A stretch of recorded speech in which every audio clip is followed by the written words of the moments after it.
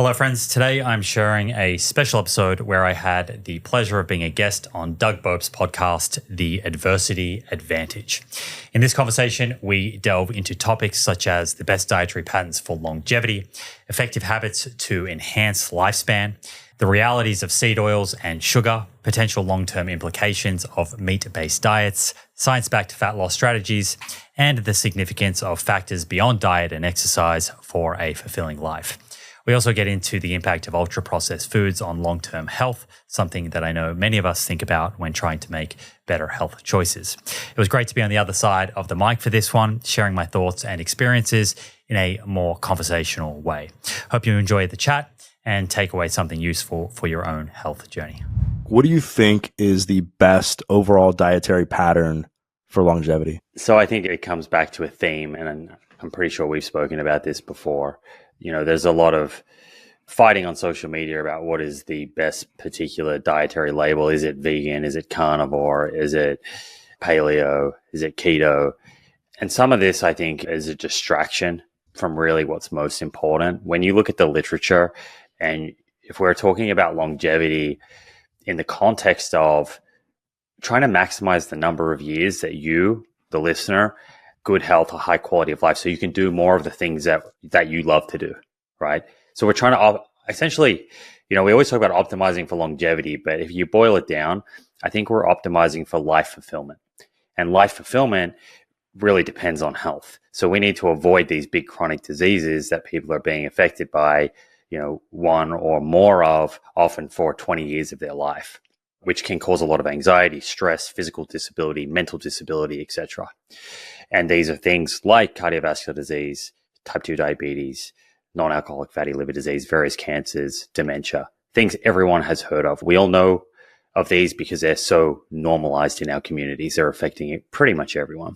So if we're thinking about trying to avoid those, or at least push them back so we have more of these high quality of life years, then from a dietary point of view, we're thinking about a diet that is low in saturated fat.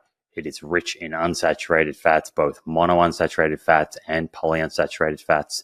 So it's not a low fat diet. It is a diet that has a focus on good quality fats.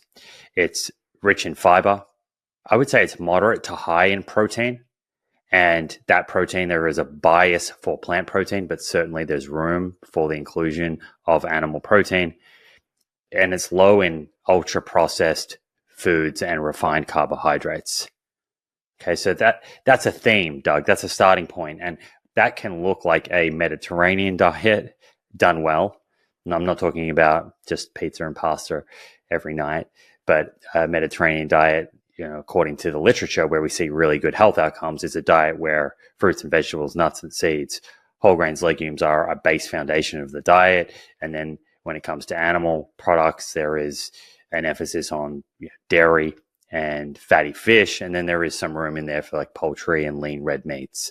It could be a pescatarian diet. It could be a well-formulated plant-based diet that is limiting ultra-processed foods. As we know now, there's been a huge increase in the number of ultra-processed plant-based foods, and plant-based just in and of itself does not mean healthy. There is a difference between unprocessed plant foods and these heavily processed, ultra-processed plant-based foods. I don't think it's a single dietary label. I think it's more of that theme, and that affords flexibility and gives people choice, what works best for them, what can they adhere to and enjoy over the long term. And if we're thinking about these diseases, that's what really matters. It's not actually about having the perfect diet for a month or 2 months, doing some challenge. We're going to talk about a challenge today.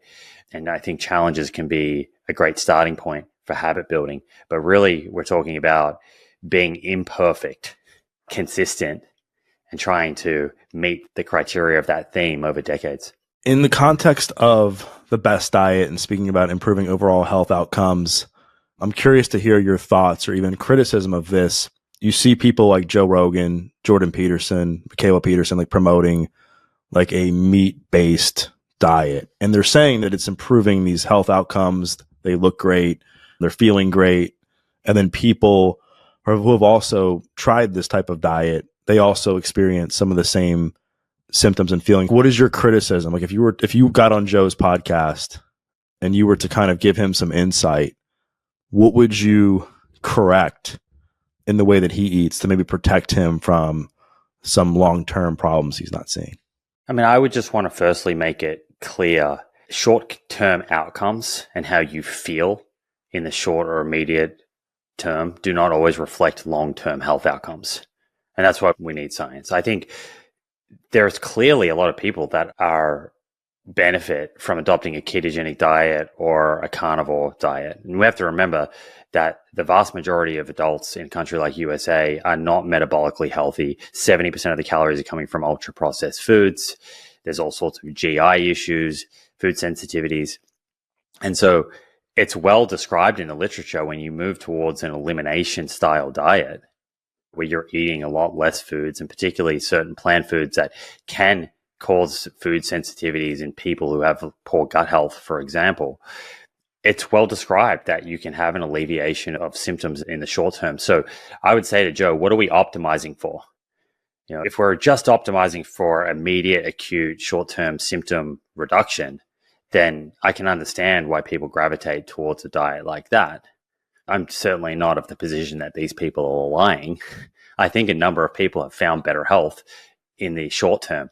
I would want to speak to Joe about is how we use the body of evidence that we have to determine the risk associated with a particular dietary pattern over the long term when it comes to these various chronic diseases. And so I would like to see a number of these people bring more diversity back into their diet and find good health gradually. And it's a systematic process, right? Identifying what foods maybe they're not tolerating that well. And often you need to do this, very slowly or work with a dietitian, but shifting back to a dietary pattern that is high in fiber, is rich in unsaturated fats, has a bias towards plant protein, because the body of evidence it's overwhelmingly clear that way of eating is conducive to less disease in the long term, to better brain health, to better heart health. So it comes back to what are we optimizing for, Doug? I think a number of people that are gravitating towards those diets are, they're suffering. Metabolic health is really poor in the US. There are a lot of food sensitivities, autoimmune conditions. And so I think a lot of those people are just optimizing, for the short-term symptom reduction. And so we actually need to study those populations more and find tools and sort of protocols to help those people not only get symptom reduction, but after they get symptom reduction, find a dietary pattern that is going to be shifting these important biomarkers like ApoB, like blood pressure, various inflammatory markers in the right direction, so that we're not just optimizing for their health over the next few years, but we're optimizing for their health in 20, 30 years down the track. Some of these people have access to some of the smartest people in the world. If they wanted to talk to some of the smartest people in the field of diet, nutrition, longevity, they could, and maybe they do. Why do you think, despite that, they continue to follow these diets that you believe are going to lead to long-term negative health outcomes if they, can have the information in front of them that supports the opposite? I mean, there are a number of biases that are no doubt at play. A lot of the foods that are being consumed within those dietary patterns are very normalized within our culture. They're popular, they're celebrated, they can be symbolic of status or have been historically, and they taste great. Putting a lot of butter over meat, that is a tasty experience. And so I think there's no denying that. So I think we have to be honest with ourselves, because what can happen, and this can be on any topic in life, if we have a bias towards something, we're much more likely to just accept it because it confirms our bias without actually double clicking and investigating it. And so I definitely think there's a large percentage of the population that want to hear, eat more red meat, eat more butter, eat more cream, despite what you've been told, despite the dietary guidelines. These things are actually healthy for you. And that confirms a bias. And so I don't think a lot of people are motivated to kind of double click on that. Very quickly, you'll see people just sharing that information on social media. And before you know it, it kind of gets it a little bit out of hand. Where do you see the healthy limit for red meat per week now with the latest research on that and longevity? It depends on what outcome we're thinking about, cardiovascular or cancer. And this trips people up a lot, because one of the really difficult things in nutrition science is we're trying to study a particular food and how it affects the risk of a disease. You need to be really considering some very important context, and this can be lost. One of those important pieces of context is, what are people eating instead, right? And the second is, if you're looking at a food like red meat and seeing if it associates with, say, increased risk of cancer, you're often comparing sort of low red meat to high red meat intake, okay? And those are relative terms. So you might have a population like various Asian populations that don't eat anywhere near the red meat of a country like America, and low and high are actually quite close together, and even the high group is not a high red meat consumption relative to America. So you don't have a lot of contrast between low and high red meat consumption in those countries. And in a lot of those Asian studies, you don't see an association between red meat intake, comparing high and low, with outcomes like cardiovascular disease or cancer. And so people often point to that literature and say, look, this is inconsistent with literature in other parts of the world. So the research is all over the place. But it's actually, even though it appears to be contradictory, it's actually explainable. If you get into the US cohorts and you look at high versus low, now we're looking at low intakes down at that 30 grams a day and high intakes way north of 100 grams a day. So you have a lot more contrast between low and high, and you do see a signal. And so I don't have a perfect number of grams for you, Doug, but I think the World Research sort of Cancer Fund recommendations sit around 450 to 500 grams of red meat per week. And above that, potentially an increase in risk of colorectal cancer. And so that's about what, roughly a pound or so a week? Yeah, roughly a pound. Yeah. And I just wanted to bring that up because I think that over our friendship and professional relationship, we've done a number of podcasts together. I don't want people to necessarily be afraid of certain foods. And you and I have talked about the dangers with that. But I also would like to inform my audience of what the science actually says, because I think there's this shift that happens as you get older. I think everybody hits that point where they're like, you know what? I still want to look good, but I also want to make sure I'm going to be able to see my 80s, right? Or see my 70s and be able to thrive during that time. And so I just want people to be able to understand, like, okay, you can eat some red meat throughout the week, but if you overeat it long enough, lead to some pretty negative health outcomes long term. And I'm certainly on the same page as you in terms of, I don't want people to think certain foods are poison. So you'll find everything online today. You'll see people screaming that dairy is poison, and then you'll find someone that's saying seed oils are poison, and then you'll find someone that's saying any dose of red meat is poison.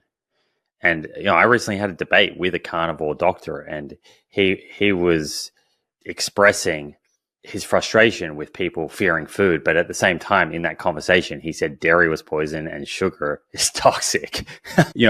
And this comes back to context, Doug, and there's an enormous amount of context that is overlooked in nutrition science, and you don't see it when you read articles like on Daily Mail. They just wrote a couple articles on seed oils, completely overlooked the important context of these studies. And so I feel really, really empathetic towards the average person who's just trying to make sense of this and is being exposed to these headlines. It becomes really difficult to know who to trust and what to eat. I had Dr. Robert Lustig on, I don't know if it was earlier this year or last year. Time's flown. I can't really remember, but I remember him talking about sugar, and I got him to explain what he actually meant with what he means by sugar. And he was like, I'm talking about ultra processed sugar. And I think sometimes that gets lost, where people will throw things like dairy and sugar and even like vegan food under the bus. But I think what people actually mean is it's like these packaged foods, these highly processed foods that have tons of added sugar, etc. I mean, do you think that's what people mean when they talk about dairy being bad, sugar being bad, or do you believe they think anything with any amount of dairy or sugar is poisonous? It depends on the person and the claim, so it's a little difficult to answer that. But certainly, I think there is a lot of conflating ultra processed foods with single ingredients. And what I mean by that is there's demonization of seed oils. And it's true that seed oils are often found in these ultra processed foods. But the effect that those ultra processed foods have on your physiology and health outcomes could be, and science has to show this, and there's so many lines of evidence that we can speak to that I believe do show this. It could be that the seed oils are not inherently problematic themselves. It's that when you're consuming this ultra processed food that is, yes, it contains seed oils, but it contains a lot of this refined flour, added sugars, artificial ingredients. It's low in fiber. It's low in protein. It's low in water. It's hyperpalatable. It's energy dense. There are all of these properties of that food matrix. You can't just pull out one ingredient and say it's the seed oils. That's the mistake actually this week, where there was a trial, I don't know if you saw it, looking at men with prostate cancer. This is a really good study, a randomized controlled trial. How the media ran away with this and the headlines I completely disagree with, but the actual researchers conducting this research should be applauded. It's a great study. They were looking at, if you take men with prostate cancer and you randomize them to two diets, one is just a standard diet where there are a lot of these ultra processed fried foods and baked goods. And then the other diet is a diet where they tell them, we want you to really reduce your consumption of baked goods, cookies, fried foods. And we also want you to increase your consumption of omega-3 rich fish, and we're going to give you an omega-3 supplement. Over the 12-month period, they were measuring sort of cancer cell proliferation growth, and there was an index they used. We won't go into the details too much, but the group consuming this less processed diet free of fried foods and more fatty fish and omega-3s, how do you think they went? They saw less cancer cell proliferation. And the media took that study and was like, seed oils cause prostate cancer. And it's like, they weren't even told to reduce seed oils. They reduced fried foods, baked goods, cookies, all of those foods that I just mentioned have all of those other properties. Plus they added fish oil and consuming fish. It's impossible from that study design to conclude that seed oils increased the proliferation of cancer cells. Yet that's the headlines that were published by media like Daily Mail. And all of a sudden, I saw it everywhere, Instagram, Twitter, people just shared that without reading it. And they shared it with their own kind of tweet or caption supporting this message that seed oils are toxic. But that's not what the study showed.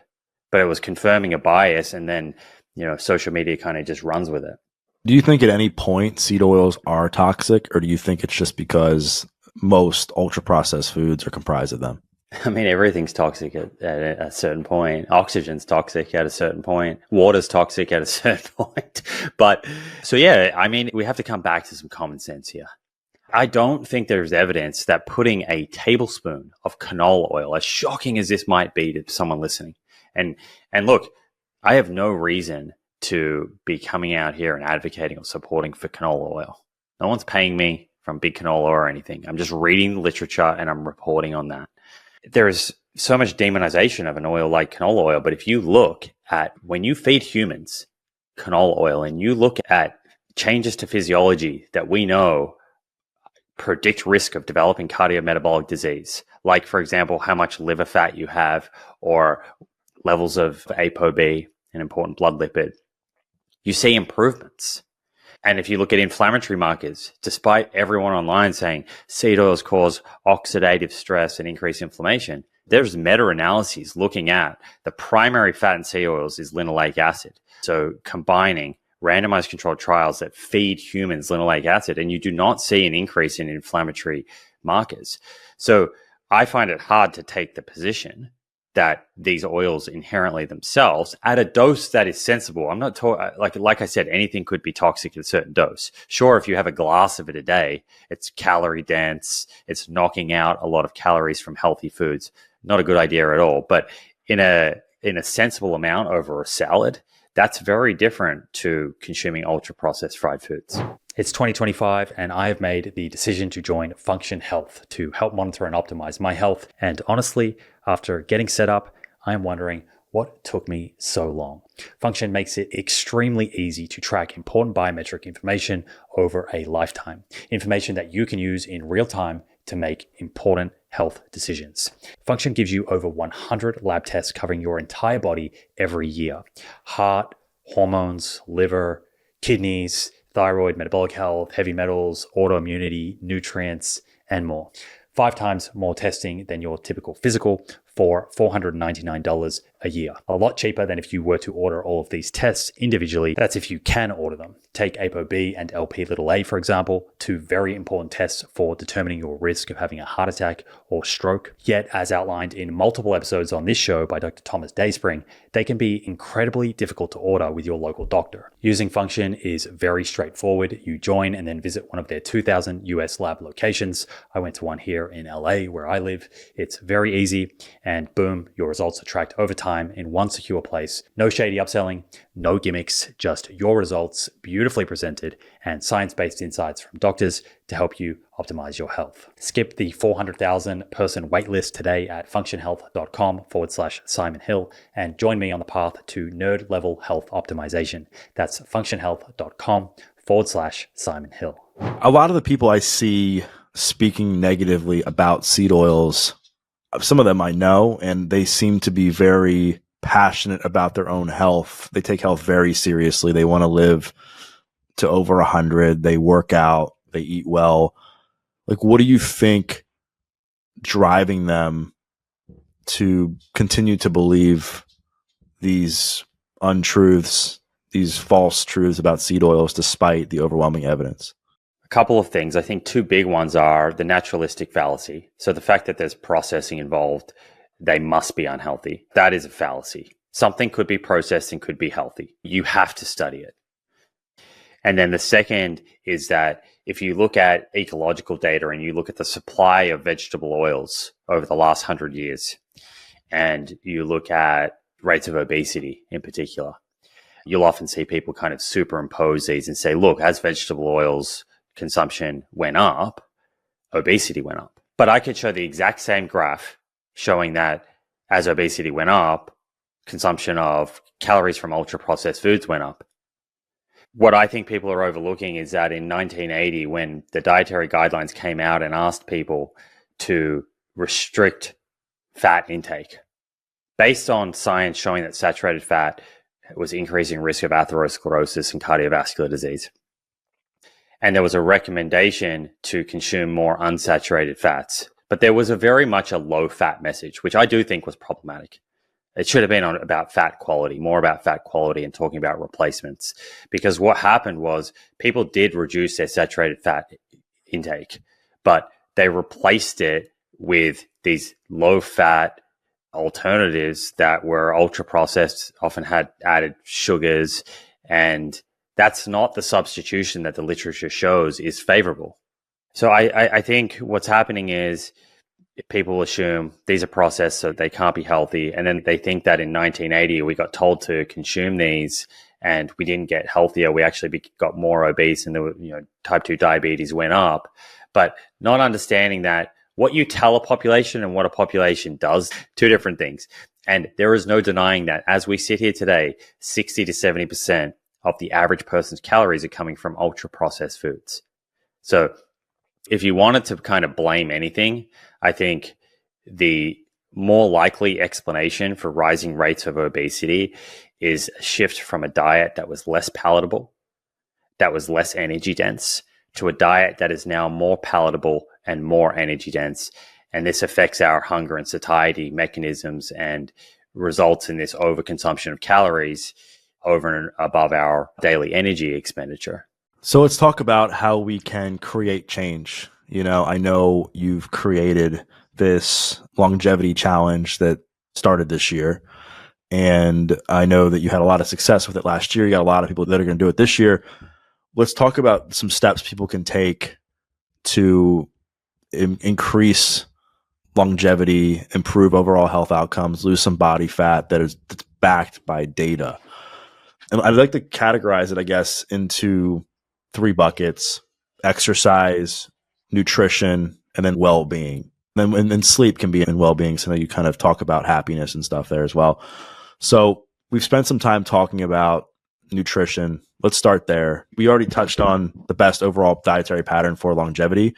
Anything else you would add to that that's within the theme of your challenge and what you believe to be true based on science as far as what people can do to kind of hack their nutrition to live longer? Do you want me just to quickly as well explain the premise of the challenge? Yeah. So people kind of understand what we're talking about here. And I'll do this very quickly, but I've done nearly 350 episodes of my show, and I get emails all the time or messages on Instagram of people saying, dude, these conversations are great, but I need a template. I need a roadmap. I need a plan. Tell me what to do. So the challenge essentially was inspired by that feedback. And the premise of this challenge is I went through and looked at what are the best predictors of health span and longevity that we can measure, that we have evidence that we can improve, we can intervene on them. Then we can, so at the beginning of the challenge, we're going to test these important things. We're going to intervene, and then we retest. So it's going to be very objective, like you just mentioned before. Coming back to your question here about nutrition, is there anything else? Like in the challenge, it's very diet agnostic. So you can do this challenge as an omnivore, as someone who's pescatarian, plant-based, whatever. But there are some general guidelines that we have in here where we're trying to help people shift towards that theme that I mentioned before. Two of the things I'll call out, and there's a bunch in here. One is we are trying to get people to have more of a bias for plant protein. Right now, the average American gets 75% of their protein from animal protein and 25% from plant protein. And there's been more literature published that suggests we really should be flipping that, at least getting to 50-50, at least getting to, so if you're consuming 120 grams of protein a day, at least getting 60 grams of that from animal and 60 from plant. That's going to shift people's health into a favorable direction in a number of ways. So that's one. And we have some kind of tips and tricks in there to help people make those food swaps. And they can be simple things, Doug, like if we want to get really practical right now, something that many people cook at home is like a spaghetti bolognese. Reduce it by half, and for the other half, replace it with lentils and like mushrooms. And you can essentially create the exact same texture meal, and you end up with a close to a kind of 50-50 contribution of protein to that bolognese. So it doesn't have to be all or nothing. We talk about diversity because plant diversity is very important, Doug, particularly when it comes to microbiome health. Within different plants resides different prebiotics. And a prebiotic is different to a probiotic in that a prebiotic is not a living organism. It is a part of plant foods. There is some in animal foods, but mostly in plant foods that escapes digestion in the small intestine and gets down to the large intestine where there are 38 trillion microbes living there. That's their home. And these microbes feed on prebiotics. So when you're eating a meal, you are eating for yourself and you're eating for this ecosystem that exists in your large intestine. Different prebiotics found in food, which includes resistant starch, polyphenols, and prebiotic fiber, selectively feed different organisms. So when you eat a diet, grandma always said, eat the rainbow. And one of the benefits of eating the rainbow is you are, in each of these different colorful foods resides different prebiotics that are feeding different microbes in your large intestine. And that is the sign of a healthy gut microbiome is diversity. You want to feed these healthy organisms, these different species as well as you can. And when you do that, you build resilience in that ecosystem, and the microbes reward you. So as they feed on those prebiotics, they're producing compounds like short chain fatty acids like butyrate, propionate, acetate, that people may have heard of, which absorbed into circulation and have effects throughout the body, like, for example, lowering inflammation. So those are two kind of, I guess, very practical things that we're trying to get people to focus on. Shifting to more plant protein doesn't have to be exclusive, and building out more plant diversity. And we have a target where the challenge can be done as a 12-week or 12-month. People can pace it however they want. That was based on feedback. Some people prefer to go slower, and that's okay. We're trying to get people up to eating 30 unique plants over a week, which doesn't sound like a lot, but it's a fun challenge for most people. Just go away for the next 7 days and see how many unique plants you actually eat. And I think most people eat fewer than they might predict and probably land around 10 or 12 if they're not consciously thinking about it. Right. And one of the things that's been talked about over the last several years, you've been on my show to talk about it, is that a strong predictor of longevity as well is muscle mass, is like having muscle and being fit physically. And so when people hear like, okay, I need to get 60 grams of plant protein in per day, like how am I going to get jacked eating plant protein? I know that myth's been busted, quite some time ago, but I also think people hear plant protein and it's like, oh, does that mean I have to eat like tempeh and tofu every day? So what advice do you have for people that are focused on building like lean muscle mass and keeping like a decent, physique? What's the best way to incorporate plant protein that's not going to be anything overwhelming for them? Okay, firstly, I think we need to bust this myth that plant protein is inferior to animal protein for building muscle and strength in the context of a diet that has enough protein, because that is a myth. And even the top protein researchers are no longer debating that. If you are consuming what I would say is suboptimal protein intake, particularly below 1.2 grams per kilogram per day, then animal protein is superior in that context, right? I'm not advocating for diets that are kind of low to moderate protein. I think higher protein density diets are associated with better outcomes. And there was just another paper published on this maybe a month ago out of Harvard that showed two things.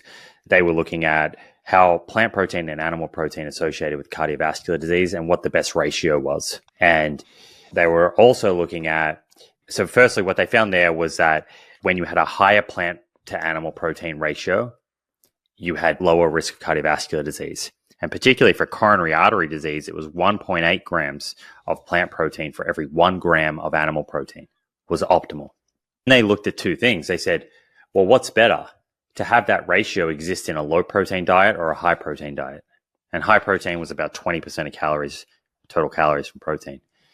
And there's a lot of doctors in kind of plant-based community that'll say low protein diets are better. That's not what they found. Cardiovascular disease risk was lowest in the group that had higher protein density. So there's more and more research that is supporting this idea of getting enough protein. We don't need to be scared of protein, but the ratio of the plant to animal protein I do think is important. And this comes back to optimization. I think I've spoken to you about this before. For me, the reason I like consuming higher amounts of plant protein than animal protein is because the research clearly shows you can get just as good strength and hypertrophy, muscle growth outcomes. But at the same time, you're optimizing long-term for lower cardiometabolic disease. So you're getting the best of both worlds. Mm-hmm. Okay. And I think you said, does this mean people are eating more tofu, tempeh, etc.? Yeah, those are protein-rich plant-based foods. But, we can also throw lentils and chickpeas and different types of beans in there. There's TVP we can put into this. There's various plant-based protein powders for people that are training and working out. There's a lot of ways to increase plant protein in the diet. And, we often, maybe that's 6 or 7 sources, Doug. But how many sources of animal protein do you think people are eating? Usually it's probably 3 or 4 as well. So we can fall into this idea of thinking, there's not a lot of plant protein choices, but most people that are eating animal protein are only eating those, 4 or 5 different sources of animal protein anyway. Friends, if you're looking to sell products online, Shopify is where you need to be. Sure, you can list your product on various marketplaces today, but there's a big advantage to having your own e-commerce store. With Shopify, you're in control of your customers' data and can build direct relationships with your audience, which is key for boosting their lifetime value and scaling your business.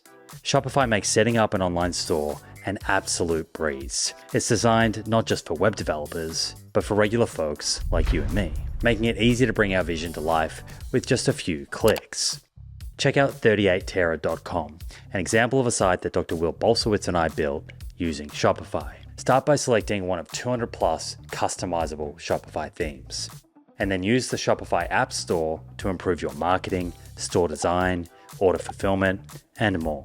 To get your product out there, boost your conversion rate, and grow your business, start today, right now, by signing up for a $1 per month trial at shopify.com/proof. That's shopify.com/proof. Yeah, and I'm glad you brought that up. I think the myth has been busted. I mean, at least on my show and listening to a lot of the science-based health podcasts, that plant protein and animal protein are essentially the same as long as you meet that total protein intake goal.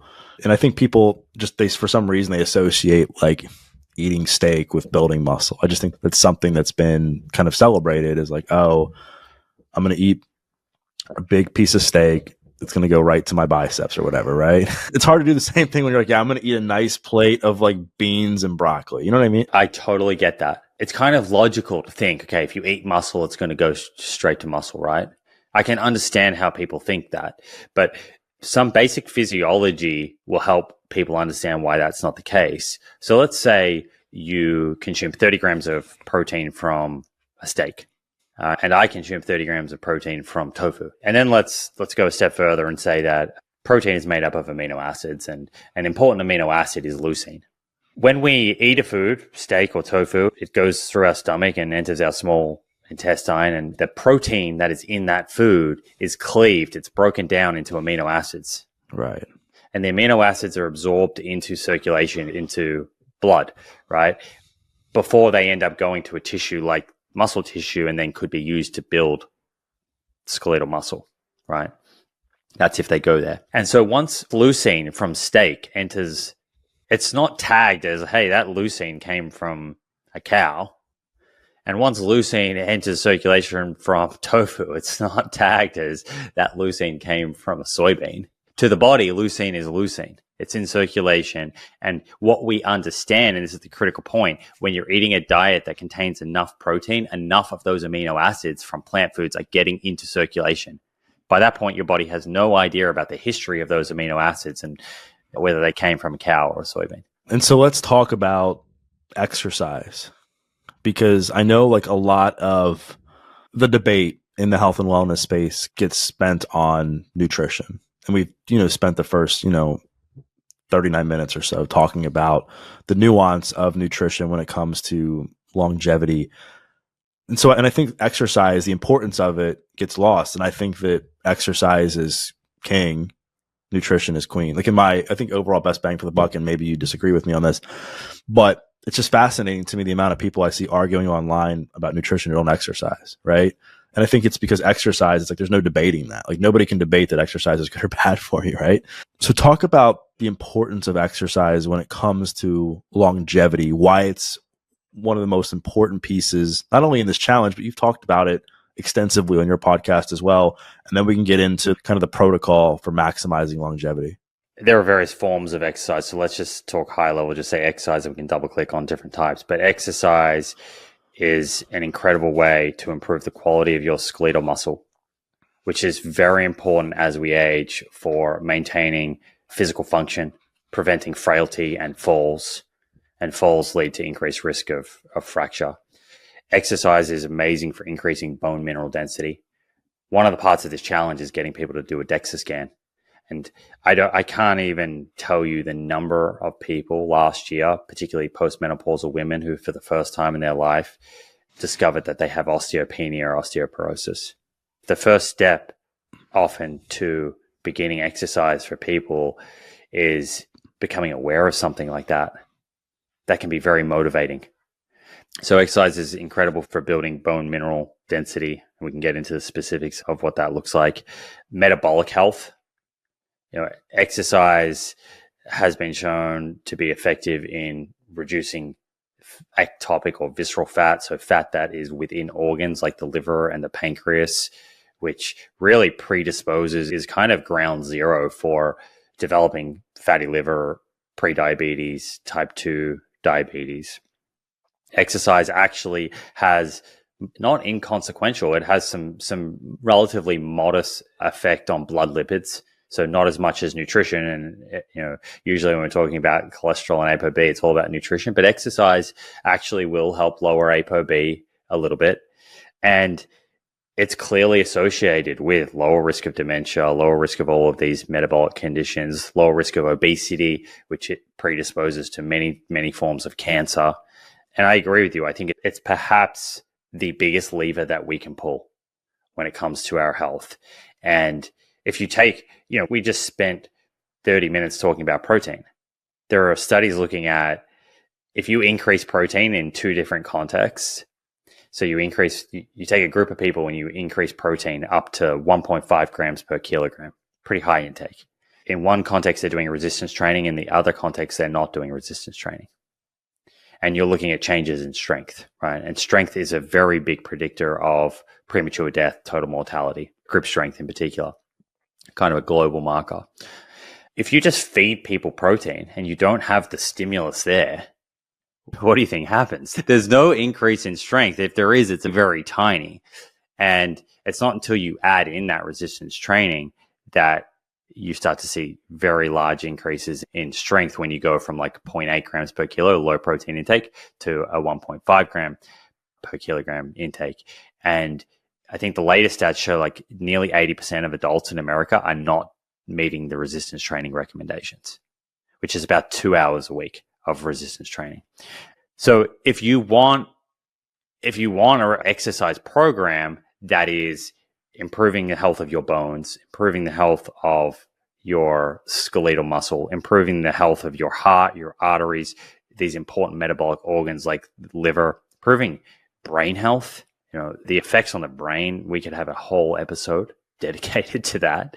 Improving mood, improving learning. So if you exercise, your ability to recall information in the hours after that is higher. There are, often we can end up focusing on all the long-term chronic effects of exercise, but there are acute benefits up for grabs as well, particularly on mood and cognition. But an exercise plan that's kind of addressing all of those factors that are really important to high quality of life would include resistance training at least a couple times a week. That is sort of full body across a week. Some moderate intensity cardiovascular training. And that is moderate intensity at a high level definition would be where you're sort of working out at an intensity where your heart rate is sort of 60 to 80% of your maximum heart rate. Then, in the ballpark of at least, I think, 16 minutes of high intensity exercise per week, which is you're at that intensity is what someone may describe as zone 4-5. That's getting your heart rate up to kind of 80 to 95% of your max heart rate, where it's really challenging and it feels like your heart's sort of beating out of your chest. But that is a very simple template. Couple of resistance training sessions a week. They're about 45 minutes to an hour, 150 minutes of moderate intensity cardiovascular training, and getting 16 minutes of this high intensity work in is going to optimize all of those different systems and be a great program for longevity. Now, that's speaking at a population level, Doug. Sometimes when you get down to an individual, I started my career as a physiotherapist. You're working with someone who has osteopenia, osteoporosis. And then now I'm thinking, okay, higher risk of falls, need to modify some exercise with that in mind, and maybe need to work on more proprioception balance work. So within the resistance training for that particular person, we might have more focus on single leg exercises and doing things that are kind of challenging that person's balance and stability a little bit more. So of course there's individualization and customization, but high level, I think that's a good starting point for exercise. And then is there any research to show like a specific form of exercise or type of exercise that can actually add years or even a decade to somebody's life? I would imagine indirectly, if you're somebody who doesn't do cardiovascular training, you have high blood pressure and you have high cholesterol and your heart health is poor, then doing cardiovascular exercise is going to, I'm sure it's going to add years to your life. And the same thing with resistance training. I know when you and Lane were on the show together, talked about, and I know this has been something that's been kind of controversial on social media, that I think it's above the age of 60 or something, if you fall, maybe that's like the number one, like you're more likely to die within the first year or something after a fall. I don't know, you could correct me on that, but it was something to that extent. So I'm also imagining that resistance training, if you do it properly, it's going to add years to your life as well. So I'd love for you to kind of extrapolate that and hear your thoughts. Yeah, so falls are a big issue in terms of if you're over the age of 65 and you have a fracture, say of the femoral head, there is a very high chance of mortality in the first 2 years following that fracture. Where this was misrepresented online, and it was something that I actually dedicated a video to, was there were a few doctors, very prominent doctors, I'm not going to name them, because they actually put their hand up and said, yeah, I made an error, which I think is great. But by then the horse had bolted, had come out and said that, over the age of 65, fractures are the leading cause of death, which is not true. Over the age of 65, leading cause of death is cardiovascular disease, type 2 diabetes, cancer, etc. That doesn't change. What is true is that over the age of 65, if you look at deaths from accidents, which only makes up about 4% of deaths overall, that falls the highest cause of accidental death within that category. So in the context, it makes up a very small amount of overall deaths for people over 65. But it is true, if you have a fracture, your individual risk of mortality does go up. It's just not accurate to say that's accounting for the majority of the deaths over 65 in a country like America. That said, I think we should be educating people certainly about things that they can do to decrease their risk of having a fall. And if they do have a fall, reducing their risk of developing a fracture. And that is going to come down a lot to someone's physical strength and mobility. That's going to be really important for reducing the risk of having a fall in the first place. And then bone mineral density. And if you think about those two things, so strength and bone mineral density, the biggest and the best supported scientific intervention for both of those is resistance training. And, the kind of dose that someone needs to load muscles and load bone tissue enough to develop strength is the ballpark. So let's say for a certain body group, 5 to 10 sets per week. And we're thinking in the rep range.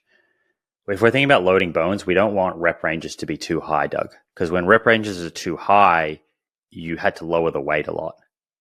And the load is really important when it comes to loading the skeleton. So, rep ranges in that ballpark of, I like kind of 6 to 12 reps, because the 6 to 12 reps providing you, so you doing an effective set. And what I mean by that is you choose a weight so that when you do 6 to 12 reps, get within 2 reps of failure. An effective set. So if I'm doing squats, select a weight that I think I can do for 6 to 12 reps. And let's say I get to 10, I'm like getting very close to failure. I think I only have 2 reps left. Then that's an effective set. But if I get to 10 and I felt like I could have done another 10 reps, that was not enough of a stimulus for building strength or hypertrophy or bone tissue. So I think that's actually a really important concept for people to think about when they are going and doing resistance training in the gym, what an effective set is. And by definition in the literature, it really is getting within sort of 2 to 3 reps of failure. That means that you're taking that set to the point where you're stressing the body enough, the muscle tissue, ligaments, and the bone, so the body says, hang on, just being exposed to this force, I could be exposed to it again. I need to adapt and grow stronger. That's essentially how we increase our strength, increase bone mineral density, is through these adaptations, which relies on us having the right stimulus in play. Any tips as far as exercise selection?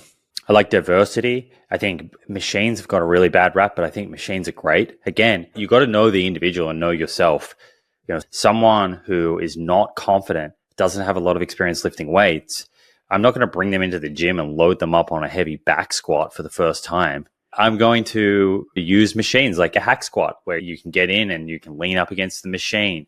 Maybe for bench press, instead of doing free weights, I'm going to use a machine with that person. And also the machines, if you don't have a spot, are often much better for going close to failure. Doing bench press or a squat without a spot and trying to go near failure, that can be a little dicey and a little unsafe in certain contexts. So know your level of experience in the gym. That's important. And there's no shame using machines. In fact, you'll see some of the most experienced resistance trainers using machines. I like the idea of, if you can and you build experience, having diversity. It's machines, it's dumbbells, it's barbells. It's not, when you're training lower body, it's not everything is bilateral. You do some unilateral stuff where you're challenging balance a little bit. So you're exercising one leg at a time, like standing split squats, for example. Have fun with it. Don't just do the same thing all the time. And then the general principles of progressive overload, they never change. And that's what's required for the adaptations. And that's where I like, very general rule. And it depends on how long you've been training. But if we think about novice to intermediate, which is the majority of the adult population who are not training, 10 sets per week for a given body group, effective sets. So if you're thinking about your quads and your glutes, if you do 10 sets across a week, which could be, split over 3 training sessions or maybe 2 training sessions, you're going to be providing that stimulus, which is going to improve your strength, help you build some lean body mass, so improve body composition, and also load the bones to increase bone mineral density. Yeah, I mean, I think machines get a bad rap, right? And I think that just even in my own experience, like I've known, like, all right, if I don't have a spot on like back squat, I'm not going to go as heavy, right? Because I know I don't have a spotter, and I'm not going to go till near failure because the risk of going to near failure is there's much greater risk for injury, right? And with a lot of inexperienced lifters going to the gym, people who are trying to get back into it, I think that can be the wrong approach. Like you said, like using something like a hack squat to optimize the same muscles is much more effective for getting in the type of training that we're talking about here. Curious, like, the longevity protocol you have prescribed in this challenge, the goal, it says, is to get to like at least 2 resistance training sessions per week, while with also 150 minutes of zone 2, zone 3 cardio per week, along with 10,000 steps per week. 10,000 steps per day is like the goal. And what you're kind of reeling off the 12-week point. So it doesn't start there. At week 1, it starts a lot lighter than that. It's progressing over a 12-week period. Right. And the reason I'm sharing this is because, I think a lot of people who have listened to the show, they're maybe at the point in their workout journey where they're doing a lot of these things already. And so maybe they're trying to just, fine tune some things and tweak some things. What I'm getting at is there's also information that if you do too much cardio, it can impact the amount of muscle mass you have. And it can maybe like limit some gains. I would love to know thoughts on that, what the research says, so that if people are trying to build muscle while also following some of these longevity protocols, how can they do it in a way where they're not like, quote unquote, eating away at muscle? Firstly, I think that crossover effect that you often hear of like doing cardio before resistance training or immediately after, is this going to be really detrimental to our gains? I think we need to put this in perspective. Are we talking to an elite athlete, or are we talking to someone who's optimizing for longevity, is working a 9-to-5 job? Because those things don't matter. The majority of people are just not doing their cardio consistently. They're not doing their resistance training consistently, and we just need them to do it. So it doesn't really matter if they're throwing their cardio straight before their resistance training.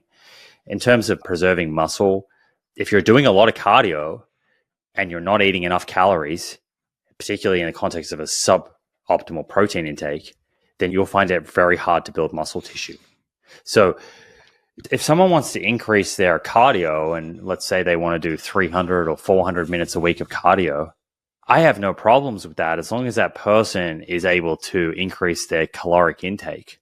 So still maintain an optimal protein intake, but increase your calorie intake so you're not in this huge calorie deficit, because you will lose muscle tissue if you're doing that. So if you're trying to optimize for cardiorespiratory fitness, you're also trying to do resistance training and maintain or build strength, then you need to make sure your caloric intake is appropriate for your total energy expenditure. So that's probably the biggest pitfall, is people that go out and just think, I'm just going to ramp up cardio, but they're not consuming enough calories. And that's, you'll start to get symptoms. You'll start to feel really fatigued. You won't recover very well. Women who are premenopausal might notice irregularity with their menstruation or loss of. And these are signs that you're overtraining, underfueling. It's a really good point that you bring up. It's probably more applicable to athletes and whatnot, but it will affect probably some people that are listening to this show if it hasn't already. And so I think being cognizant of exercise load, if you're going to go and increase your exercise a lot, you must be thinking about whether or not you're fueling your body enough. Because if you're undernourishing your body, it's going to affect recovery, sleep, fatigue, stress, irritability. You'll start to feel it. I saw you threw in like a time restricted feeding part into the protocol. 12 hours is the goal.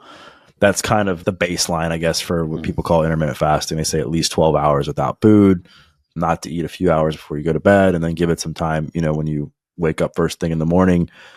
Talk about your thoughts on fasting regarding what the research and the data now actually says. And then how can people use it as a tool and not something that they identify with and they feel like they have to do it all the time? Tool's a great word for intermittent fasting. It's not magic. There's a lot of different ways to, if we're thinking about weight loss, there's a lot of different ways to restrict calories. It could be that you choose a certain dietary pattern, like a ketogenic diet or plant-based diet for some people. And for whatever reason, there's some variability between individuals where some people feel more satiated and full on a particular diet than the next person. So choosing a particular diet, ketogenic, plant-based, that might help enough people fall into a calorie deficit and lose weight. And a lot of people go online and then think that that's the case for everyone. It's not.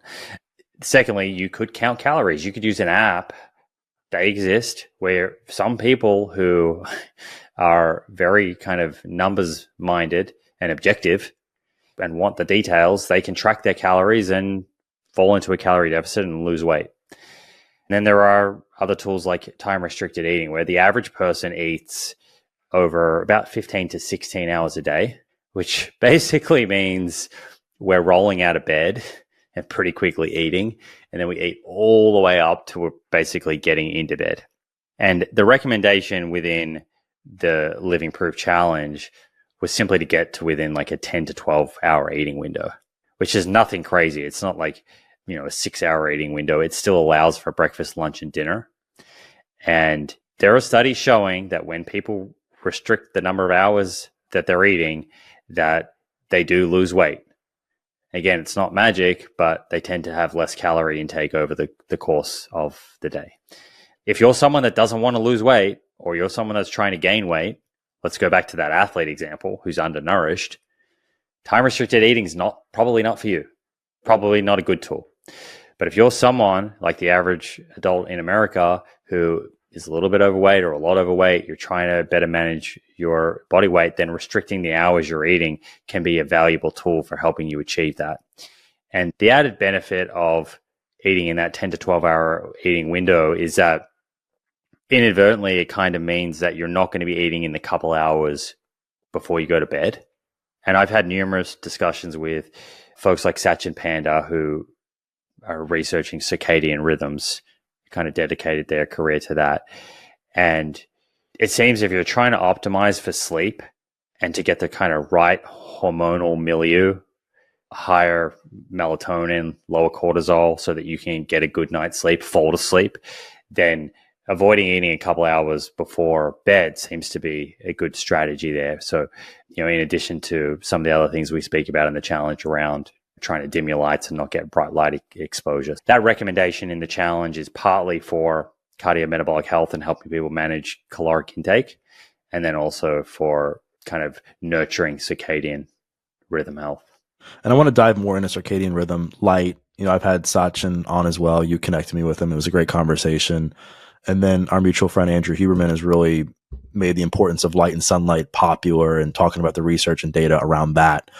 As you understand the research, I guess in general terms, why, what is it about sunlight exposure, light, optimizing that? Why does that improve overall health outcomes? Our cells understand our body and the processes in our body, the physiological processes that are occurring all day. Things occur as a rhythm throughout the day. Your heart rate's changing throughout the day, blood pressure is changing throughout the day, hormone production, digestion. These are rhythmic. And there are cues that are affecting these rhythms, external cues from the outside world that tell our body what time of day it is and therefore what you need to be optimized for. Does Doug need to be optimized right now for activity and for energy and cognition, or does Doug need to be optimized for sleep, rejuvenation, recovery? Knowing what you need to be optimized for, then physiology can change to optimize you for that. And we use these external cues to do that. The two of the biggest external cues are meal timing and light. So let's just make it really basic. If it's 2 a.m. and you're eating a big bowl of chips and a burger, what are you telling your body? You might be in Los Angeles where it's 2 a.m., but it's, 7 p.m. over in Sydney in Australia. You're telling your body you're in Sydney. You're telling your body it's not a good time to sleep right now. So the hormonal environment is not going to adjust for sleep. So eating a big meal at 2 a.m. and then thinking you're going to get a good night's sleep, you're sending your body mixed signals.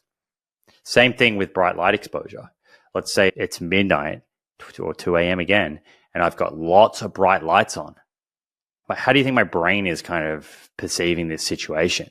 It doesn't know that it's midnight or 2 a.m. and I should be going to bed. It thinks I'm in Sydney. It's my evening, right? So what we're trying to do is give the body appropriate signals based on the time zone we're in so that our physiology adjusts. In the morning when we wake up, our physiology is in a state where we're primed and ready and energized. And at nighttime, our physiology is in a state where we're ready to recover and rejuvenate. And so having a routine where meal timing is sending the right signals and light is sending the right signals is going to help us nurture those circadian rhythms, optimize physiology. And, the research suggests that when you are optimizing or nurturing these circadian rhythms, you have much lower risk of chronic disease, obesity, and lower risk of premature death. A very severe example of circadian disruption where we do see much higher risk of chronic disease, much higher risk of premature death, sadly, because these are very important people in our society, is shift workers, people that are working overnight. And they're eating overnight and they're exposed to bright light overnight. It's kind of wreaking havoc on physiology over many years. Before we get into like stress and happiness and the importance of that when it comes to longevity, what is one or two things you've either changed your mind on recently or been wrong about when it comes to longevity, nutrition, etc.? I think food-wise, over, the last 3 years, I think it's become more and more clear that not all saturated fats are equal. Saturated fats in dairy appear to affect cardiovascular disease risk very differently to the saturated fats that predominate in foods like red meat. And when I say dairy, I mean particularly fermented dairy, cheese, and yogurt. These foods seem to be either neutral or beneficial for cardiovascular disease. That would be one thing that I think I've become a little more certain, I'd say. Science is about reducing uncertainty. I'm a little more certain that those foods are probably neutral to beneficial and can certainly be featured within a healthy dietary pattern. And I'm much more kind of bullish on high protein being the path forward and the path to better longevity. There was, I've interviewed Volta Longo and numerous folks who for years have been advocating for protein restriction. And a lot of that has kind of been popularized based on animal study data. I think in conversations over the last 3 years and reading more literature in that space, seeing more literature be published in that space. As I mentioned earlier, I'm an advocate for moderate to high protein intake if we're thinking about quality of life being vital and kind of navigating our environment with good physical function as we age. Very different to putting an animal into a confined environment in a glass tank, putting it on protein restriction. Sure, it might live a long time, but how would that animal go when you put it out in the wild? How would its immune system be on that low protein diet when you put it in the wild and there's pathogens? How would its physical function be? So yeah, I'd say that there are probably other things. I think ultra processed foods, my understanding has evolved as to why ultra processed foods are a problem.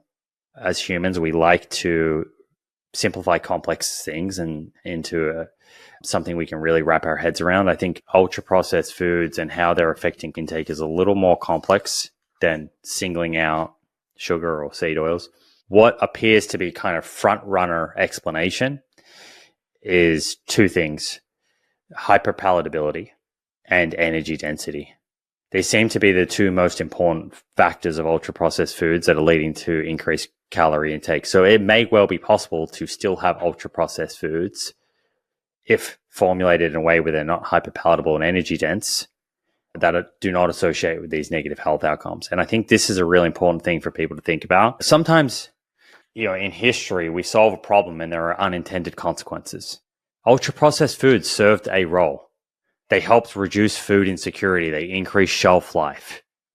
There were a number of problems in the early 1900s, 1800s that needed to be solved to help reduce hunger. One of the unintended consequences was development of foods that would then lead to caloric intake that leads to obesity and all of these chronic diseases. But I do think it might be possible to actually still have ultra processed foods in the food environment, to not actually have to remove all ultra processed foods, that could create problems, Doug. If you go and remove all ultra processed foods, you might create another problem with food security. I think there may be a way, and I know people hate this idea of working with the food industry and reformulation, and I understand that, but I do think there is a world where ultra processed foods can be healthier than they are currently. And I think we're slowly piecing that together thanks to people like Kevin Hall, but I expect over the next 5 to 10 years, we'll learn a lot more there. Coming to talking about stress and happiness, I know the data is clear. Like, we both interviewed Mark Schultz, who helps run that adult development study at Harvard, where it's like the longest study on happiness, over 80 years, decades of research. And it's super clear that the happiest people in the world, the main driver of that is relationships. It's romantic relationships and deep friendships are people who are the happiest. Talk about how you understood that study and other literature revolving around happiness, what the data says as far as like what contributes to it, and then why you think it was an important component of your longevity challenge. I think central to happiness is feeling understood. Feeling understood really requires a degree of so we have to be open to being vulnerable, because can you understand me, Doug, if I'm not open to sharing things about myself with you? No, and I would say for people who know us and they know our friendship, like, I think the reason we are such close friends is because we've both been really vulnerable with each other over the years about stuff professionally, personally. I tell this story all the time that, like, when we've known each other probably, 5 years at this point, but when we first met in person, we were in New York. It was me, you, Dan Churchill, and Louisa. We got pizza at that. Remember that during the pandemic? And that was like the night before COVID. Basically, New York City was shut down, I think. Exactly. Yeah. We were walking around, and I thought you were gonna like come down on me for my dietary choices, given the way that you lived your life. And you're like, bro, like, you're my friend. I'm not gonna do that to you. And I remember you being like, just piece of advice: lower the red meat intake, favor more like wild game and fatty fish, like that. And I remember that stuck with me. So I was like, wow, that was like super cool. I mean, in a way, we had polar opposite dietary approaches at the time, but it created this bridge where I was like, this guy understands me. He's not going to judge me for the way that I eat, despite the way he sees things. That's created our relationship and how we've gone back and forth with each other over the years about different things around health and wellness and personal stuff in each other's lives. That came from us not being afraid to like have hard conversations and be compassionate towards each other's viewpoints. You remember that conversation, right? Yeah, I remember that. I think one of the most important things in life is to be surrounded by people who have a different worldview. I think we should be leaning into that. Some of the most interesting conversations I've had have been with people who see the world very differently to myself.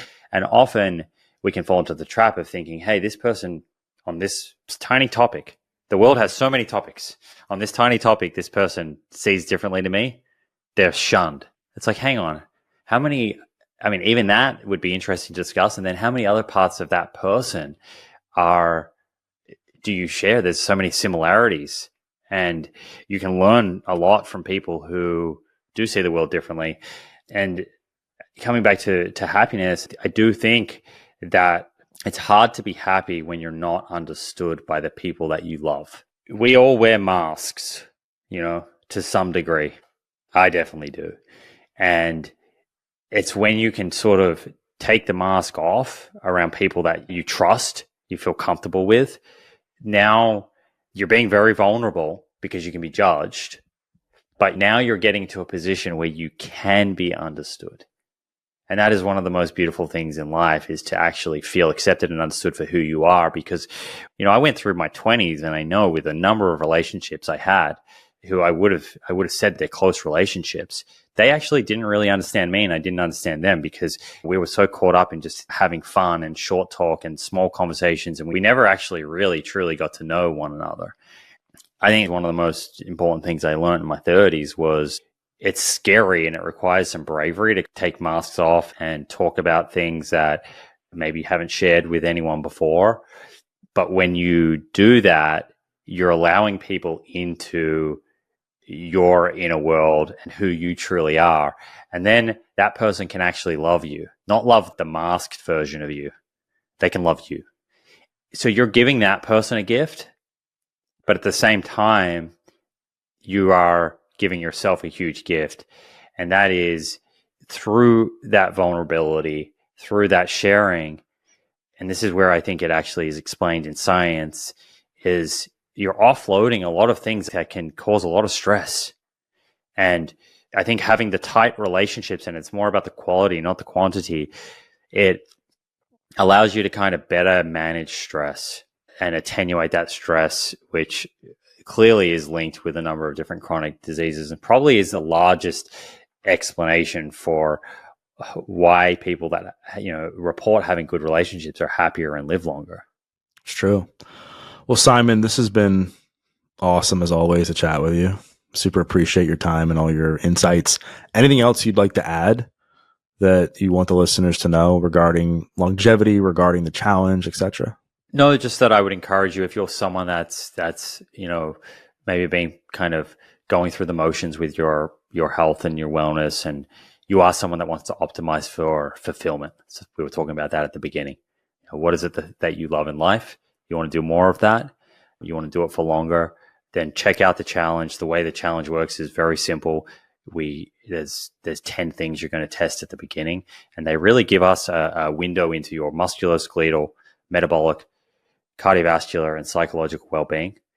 We have a calculator, so you put your results into that longevity calculator, and you'll get a score before you start the challenge out of 10. So we know for every single one of those, based on your gender and your age, where you should land based on population norms, and you get a score for 0, 0.5, or 1. So the maximum score you can get out of 10 is 10. And then you'll commence the challenge. You can do the challenge, as I said, as a 12-week program or 12-month. It's all zero cost. Anyone can go to theproof.com/livingproof, download this PDF. You choose if you want to do the challenge over 12 weeks or 12 months. And then you repeat all of your testing. And, we had thousands go through the challenge last year, people taking their longevity score from 3 or 4 up to 7 and 8 in some circumstances. As I said earlier, some people for the very first time finding out that they had osteopenia or osteoporosis. One of our recommended tests, which is a one-off test, is testing this blood lipid called Lp(a), which is genetically determined but significantly increases risk of cardiovascular disease and affects 25% of the population. We had many, many people run that test and for the first time realize that they have genetically elevated risk of cardiovascular disease, which is often, again, that first point of awareness, which then encourages people to make more changes. So if you're looking for, ways to kind of build new habits and live a healthier lifestyle in 2025, then I think you'll enjoy it. And, grab some friends, grab some family members and go through it together. Awesome. Well, I'll be sure to include the link in the show notes. Simon, thank you so much for your time. The listeners are going to love this one. Thank you, Doug. Love you, brother. Thank you so much for watching. If you like this video, I really think you're going to like this video as well. I'll see you there.